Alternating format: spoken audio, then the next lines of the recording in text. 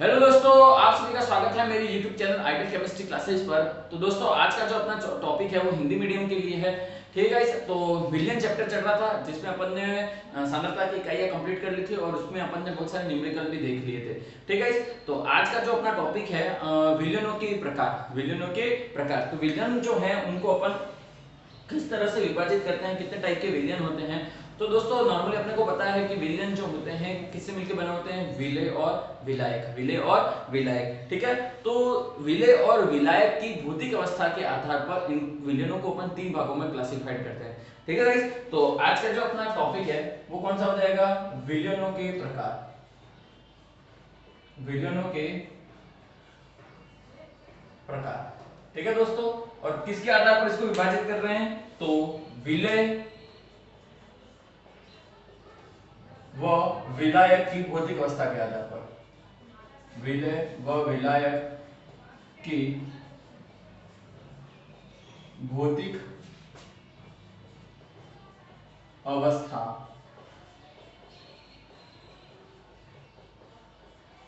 के आधार पर इसको क्लासिफाइड कर रहे हैं। ठीक है दोस्तों, तो नॉर्मली अपने को पता है कि जो कम मात्रा में उपस्थित रहते हैं, ठीक है, विलयन में जो कम मात्रा में उपस्थित होंगे वो कौन होंगे, विलेय होंगे। और जो अधिक मात्रा में उपस्थित होंगे वो कौन होंगे दोस्तों, विलायक होंगे। वो कौन होंगे, विलायक होंगे। और एक मैंने आपको अंतर बताया था विलेय और विलायक में कि जो विलेय होंगे उनकी भौतिक अवस्था जो होती है वो परिवर्तित होती है, जबकि विलायक की भौतिक अवस्था परिवर्तित नहीं होती है। ठीक है, जैसे एग्जांपल ले लें, शक्कर को आप पानी में डिसॉल्व करो, ठीक है, घोलोगे, ठीक है, तो शक्कर को अगर पानी में घोलने से पहले उसकी अवस्था कौन सी है, ठोस अवस्था है। कौन सी अवस्था है, ठोस अवस्था में होगा। लेकिन इसको जब पानी में डिसॉल्व कर लोगे, घोल लोगे, तो घोलने के बाद शक्कर की अवस्था कौन सी हो जाएगी गाइस, लिक्विड। उसकी अवस्था क्या हो रही है, परिवर्तित हो रही है। लेकिन जो विलायक है, जल है, उसकी पहली अवस्था भी कौन सी थी, लिक्विड ही थी, और बाद में भी अवस्था कौन सी थी, लिक्विड ही है। ठीक है, तो यहां पर ध्यान रखना, जो विलायक होंगे उनकी भौतिक अवस्था परिवर्तित नहीं होती है, जबकि विलेय जो होंगे उनकी भौतिक अवस्था क्या हो जाएगी, परिवर्तित हो जाएगी। ठीक है, तो विलयनों जो है, विलयन जो होगी उसकी जो अवस्था होगी वो विलायक पर निर्भर करेगी। ठीक है, यानी विलायक जिस स्टेट में होगा, जिस भौतिक अवस्था में होगा, वही अवस्था किसकी होगी, विलयन की होगी। तो पहली बात यहाँ पर ध्यान रखनी है कि विलयनों की भौतिक अवस्था किस पर निर्भर करती है, तो विलायकों की भौतिक अवस्था पर निर्भर करती है। ठीक है, क्योंकि वो कौन सी है, अधिक मात्रा में उपस्थित है, जबकि विलेय क्या है, कम मात्रा में उपस्थित है। तो दोस्तों यहाँ पर विलयनों को भौतिक अवस्था के आधार पर अपन 9 भागों में विभाजित करते हैं। कितने भागों में विभाजित करते हैं इसको, 9 भागों में विभाजित करते हैं। ठीक है दोस्तों, कितने भागों में, तो 9 भागों में अपन विभाजित करते हैं। ठीक है, तो किस टाइप से हैं देखते हैं। तो सब दोस्तों अपन इसको टेबल के अकॉर्डिंग पढ़े, तो ध्यान रखना। यहाँ पर मैं आपको टेबल बना देता हूँ।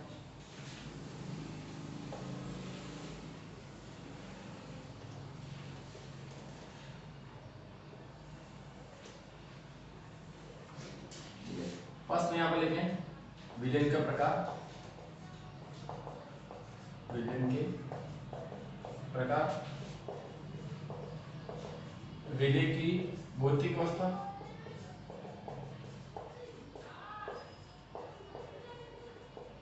और विलायक की भौतिक अवस्था।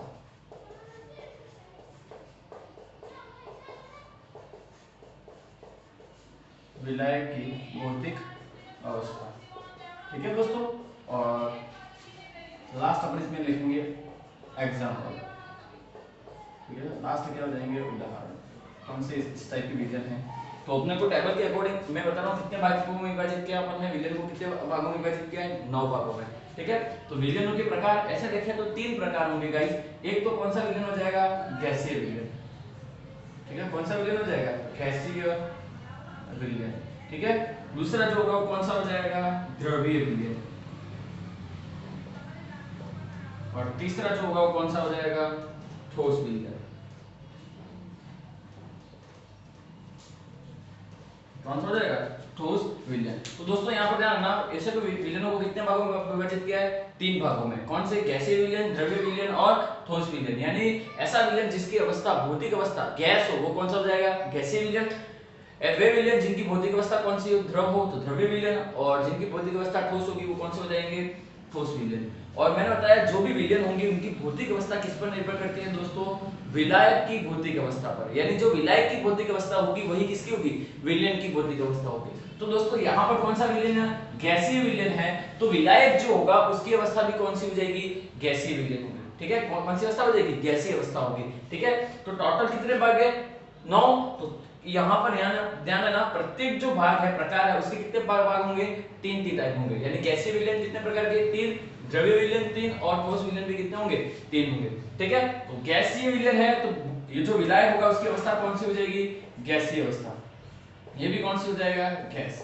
ये कौन सा हो जाएगा, गैस। समझ में आ रहा है नहीं आ रहा दोस्तों। ठीक है, यानी अब ध्यान रखना, मैं बोल रहा हूं विलय की भौतिक अवस्था पर निर्भर नहीं करता है, विलयन की भौतिक अवस्था किस पर निर्भर करती है, विलायक की भौतिक अवस्था पर निर्भर करती है। ठीक है दोस्तों, अब ध्यान रखना, अगर जो विलायक में घुला हुआ है उसकी अवस्था कौन सी है, गैस है। यानी गैस किस में घुला हुआ है, गैस में। ठीक है, ऐसे कौन से एग्जांपल है जिसमें गैस और गैस मिले हो, तो क्या हो जाएगा, गैसों दोस्तों, गैसों का मिश्रण। क्या हो जाएगा, गैसों का मिश्रण। गैसों का मिश्रण जो होगा, जैसे अपन एनवायरनमेंट में बात करें तो एनवायरनमेंट में बहुत सारी गैसेज हैं। ठीक है, हाइड्रोजन, नाइट्रोजन, ऑक्सीजन, तो गैसों का जो मिश्रण होगा वो किसका हो जाएगा, गैस में। ठीक है, कौन सा विलयन हो जाएगा, गैसीय विलयन। सेकंड बात करें अपन, विलय कौन है दोस्तों, द्रव, जबकि विलायक कौन है, गैस। ठीक है, विलय कौन है, द्रव, और विलायक कौन है, गैस। यानी द्रव किस में घुला हुआ है, गैस में। तो इस टाइप के एग्जांपल कौन से हो जाएंगे, तो दोस्तों कौन सा हो जाएगा, द्रवों का वाष्पीकरण। द्रव जो होंगे वो सभी कहां पे हैं, एयर में। तो एयर जो होगी वो क्या होगी, विलायक के रूप में होगी। वायु जो होगा वो किसके रूप में होगा, विलायक के रूप में होगा। जबकि लिक्विड जो होगा, द्रव जो होगा वो किसके रूप में होगा, विलय के रूप में। तो इसका एग्जांपल क्या हो जाएगा, द्रवों का वाष्पीकरण।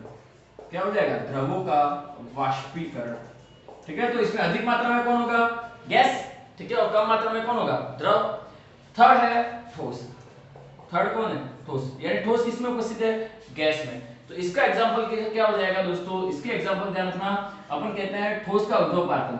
ऊर्ध्वपातन जो विक्रिया है, ऊर्ध्वपातन जो विक्रिया है उसकी जो वो किसका एग्जांपल है, ठोस किसमें घुला हुआ है, गैस में। ठीक है, ठोस किसमें घुला हुआ है, गैस में। ठीक है, यानी अधिक मात्रा में कौन होगा, गैस। तो कौन सी प्रक्रिया इसका एग्जांपल है, तो ऊर्ध्वपातन। और ऊर्ध्वपातन किसका होगा, जैसे अपन बात करें कपूर है, आयोडीन है, ठीक है, नौसादर है, ये सभी किसके एग्जांपल हो जाएंगे, अमोनियम क्लोराइड, जिसको अपन क्या कहते हैं, नौसादर। वो भी कौन सी, सब में कौन सी विक्रिया होगी, ऊर्ध्वपातन। और ऊर्ध्वपातन विक्रिया कौन सी होती है दोस्तों, ठोस जो होता है वो डायरेक्ट किसमें परिवर्तित होता है, कौन सी अवस्था में आता है, गैस अवस्था में। ठीक है, नॉर्मली क्या होता है, ठोस द्रव में परिवर्तित होता है और द्रव किसमें परिवर्तित होता है, गैस में परिवर्तित होता है। लेकिन ऊर्ध्वपातन ऐसी प्रक्रिया है जिसमें ठोस सीधे किसमें परिवर्तित होता है, गैस में परिवर्तित होता है। ठीक है दोस्तों, तो इसमें कम मात्रा में विलय तो कौन होगा, ठोस, और विलायक कौन होगा, गैस। तो यानी इस टाइप के सभी विलयन जो होंगे वो कौन से हो जाएंगे, गैसीय विलयन। ठीक है, तो 3 हो गए, फर्स्ट, सेकंड, थर्ड, जिसमें विलय क्या है, अलग अलग है, जबकि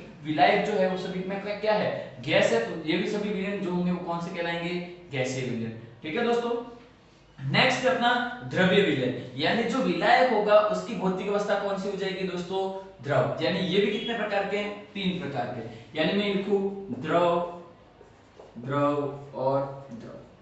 ठीक है दोस्तों, अब ध्यान रखना, फर्स्ट वैसे गैस किसमें घुली हुई है, द्रव में। गैस किसमें घुली हुई है दोस्तों, द्रव में। यानी ऐसा विलयन जिसमें विलय तो कौन है, गैस है, जबकि विलायक कौन है, द्रव है। तो ऐसा कौन सा एग्जांपल हो जाएगा, तो दोस्तों इसका एग्जांपल है सोडा वाटर। सोडा वाटर, ठीक है, यानी जितने भी सोडा वाटर हैं, ठीक है, नॉर्मली अपन ले ले थम्स अप है या फिर अपन जो पेप्सी है, उसमें क्या होती है, गैस होगी। ठीक है, तो गैस किस में है, लिक्विड में। तो गैस इन लिक्विड। ठीक है, गैस किस में है, गैस किस में घुली हुई है, द्रव में। तो कौन सा विलयन हो जाएगा, द्रव्य विलयन। ठीक है दोस्तों, एग्जांपल कौन सा हो जाएगा, सोडा वाटर। सेकंड है अपना द्रव, द्रव इन द्रव। ठीक है, यानी लिक्विड किस में घुला हुआ हो, लिक्विड में। यानी क्या हो जाएगा, द्रवों का मिश्रण। ठीक है, यानी यूं कह सकते हैं अपन, ये सबसे अच्छा एग्जांपल है, क्या है, अल्कोहल, अल्कोहल व जल का मिश्रण का विलयन, यार। ठीक है, मिश्रण भी लिख सकते हैं, तो अल्कोहल व जल का विलयन। ठीक है दोस्तों, तो ये तो सबको पता होगा, अल्कोहल और जल का मिश्रण कौन सा हो जाएगा, द्रव किसमें घुला हुआ है, द्रव। तो अधिक मात्रा में कौन होगा दोस्तों, जो भी लिक्विड अधिक मात्रा में है, यदि अब अल्कोहल अधिक मात्रा में है तो विलयन, तो कौन कौन सा विलयन होगा, अल्कोहलिक विलयन। ठीक है। अगर जल अधिक मात्रा में है तो कौन सा हो जाएगा, जलीय विलयन। ठीक है दोस्तों, तो ये ध्यान रखना है।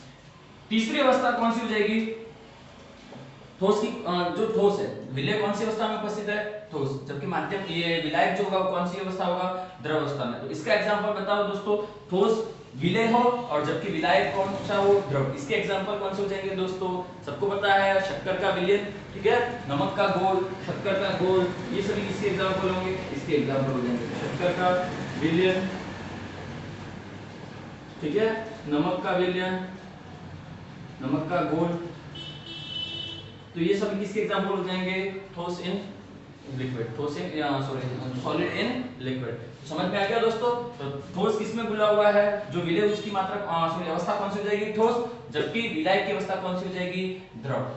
नेक्स्ट अपना जो विलयन है वो तीसरा कौन सा है, ठोस विलयन, यानी विलायक की अवस्था कौन सी होगी, भौतिक अवस्था ठोस। ठीक है, यानी ये भी कितने प्रकार के होंगे, 3 प्रकार के, ठोस, ठोस और ठोस। ठीक है, जबकि विलायक जो सॉरी विलय जो होंगे उनकी अवस्था क्या होंगी, अलग अलग होंगी। तो पहला ले ले जैसे अपन गैस, कौन सा, गैस, यानी गैस ठोस पर, यानी विलय तो कौन है, गैस है, और विलायक कौन है, विलायक की अवस्था कौन सी हो जाएगी, ठोस, और विलय की अवस्था कौन सी है, गैस। इसके एग्जांपल कौन से हो जाएंगे दोस्तों, गैसों का जो अधिशोषण होता है किसी ठोस की सरफेस पर, तो वो एक तरह का क्या है, मिश्रण है, या फिर एक तरह से यूं कह सकते हैं विलयन है। ठीक है, यानी जितनी भी गैस है, गैसों का ठोसों की सतह पर अधिशोषण जो प्रक्रिया होती है वो कौन सा हो जाएगा, गैस किस में विलयन होगा, गैस का विलयन किस में होगा, ठोस में। क्या बोल सकते हैं, गैस का किस में विलयन, ठोस में। तो विलायक कौन हो जाएगा, ठोस, और विलय जो होगा कौन सा हो जाएगा, गैस। यानी क्या हो जाएगा, इसमें एग्जांपल लिखे तो क्या हो जाएगा, गैसों का अधिशोषण, गैसों का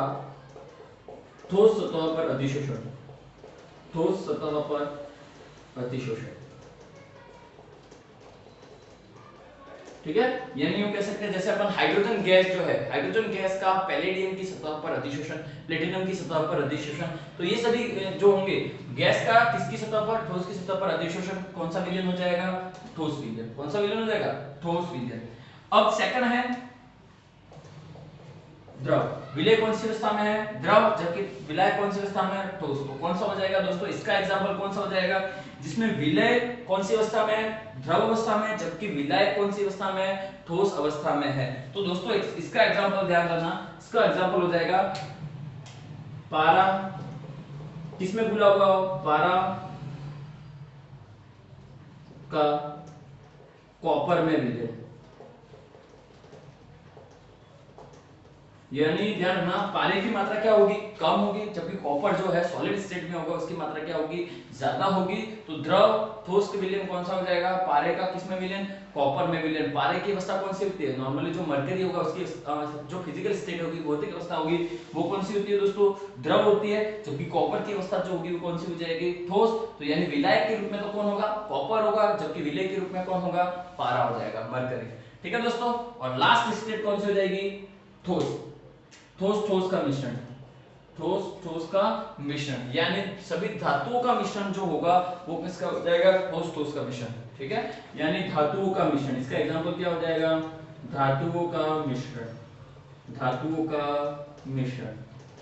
ठीक है, तो समझ में आ गया। जैसे अपन यूं कह सकते हैं ब्रॉन्ज मेडल है, ठीक है, कांसा है, ठीक है, पीतल है, तो नॉर्मली तो ये सभी क्या हो जाएंगे, किसके एग्जांपल हो जाएंगे, ठोस ठोस का मिश्रण, यानी धातुओं का जो मिश्रण होगा।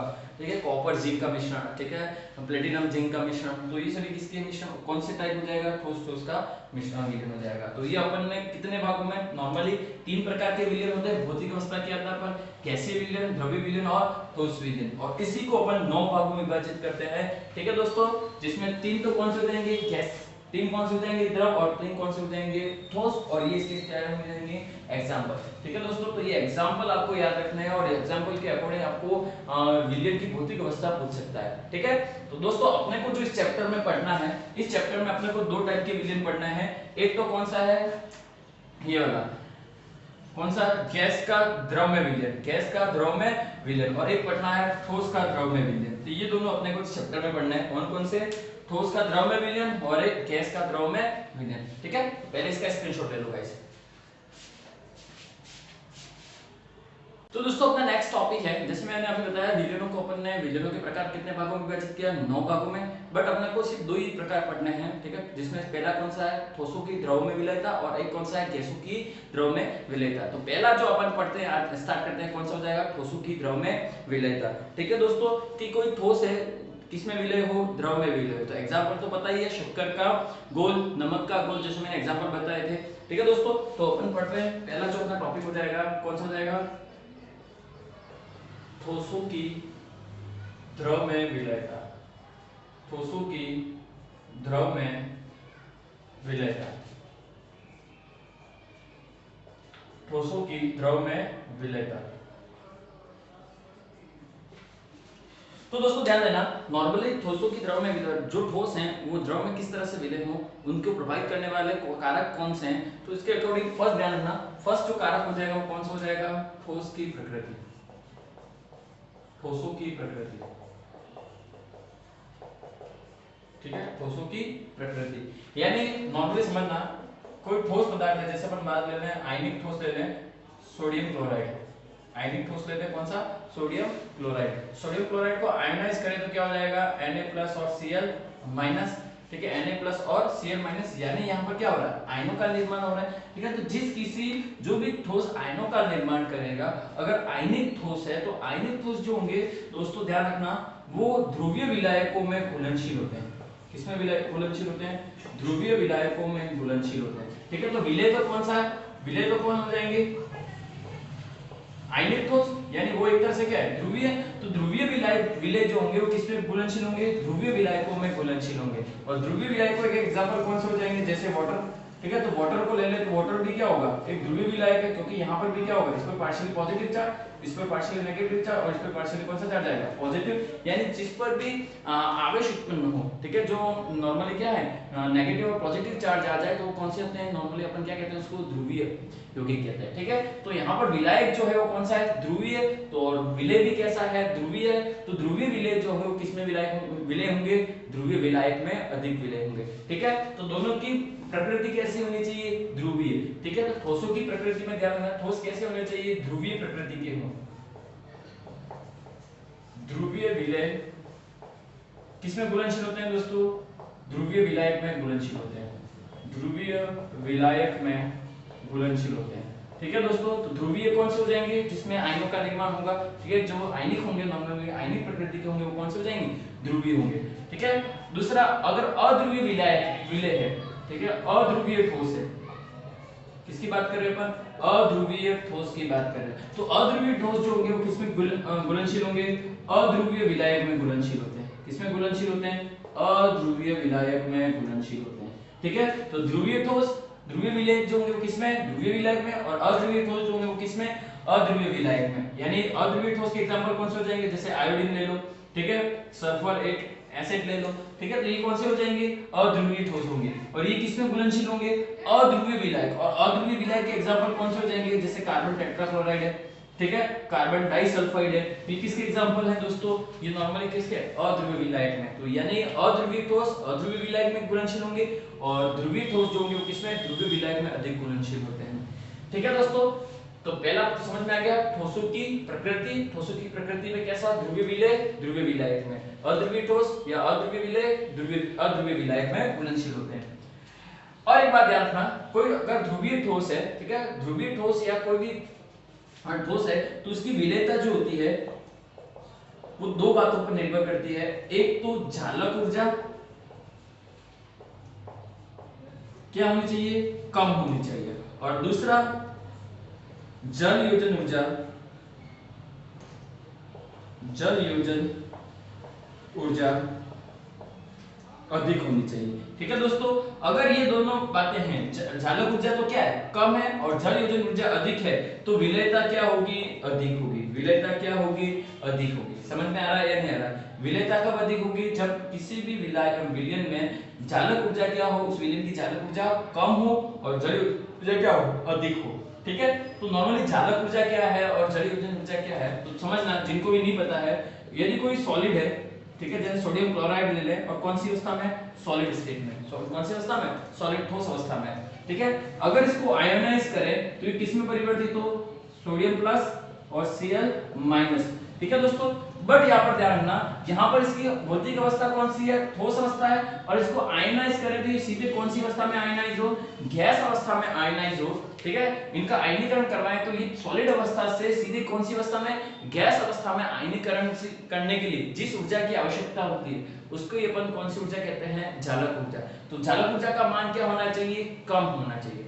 समझ में आ गया, चालक ऊर्जा किसे कहते हैं, ठोस पदार्थों को, ठोस यौगिकों को सीधे गैसीय आयनीकरण में, ठीक है, आयनीकरण करवाएंगे, लेकिन कौन सी अवस्था में, गैसीय अवस्था में आयनीकरण के लिए आवश्यक ऊर्जा कौन सी हो जाएगी, चालक ऊर्जा हो जाएगी। ठीक है, और जल योजन ऊर्जा कौन सी हो जाएगी, तो जल योजन ऊर्जा दोस्तों ध्यान देना, ये जो गैसीय आयन है उनको एक्वस आयन में यानी जलीय आयन में परिवर्तित करने के लिए,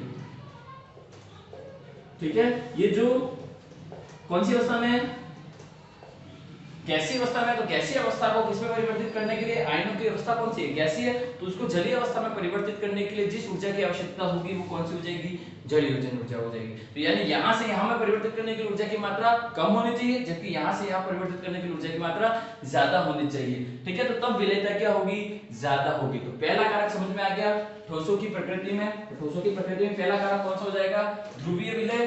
तो विलायक कौन सा होना चाहिए, ध्रुवीय होना चाहिए। अध्रुवीय विलय यानी ठोस अगर अध्रुवीय तो विलायक कैसा होना चाहिए, अध्रुवीय होना चाहिए। ठीक है, समझ में आ गया। जैसे NaCl है तो NaCl की विलेयता किसमें अधिक होगी, वाटर में अधिक होगी, और आयोडीन की बात करें तो इसकी विलेयता अधिक किसमें होगी, कार्बन टेट्राक्लोराइड में अधिक होगी। तो समझ में आ गया, पहला कारक कौन सा, ठोसों की प्रकृति। ठीक है गाइस, सेकंड अपना जो कारक है वो है टेम्परेचर।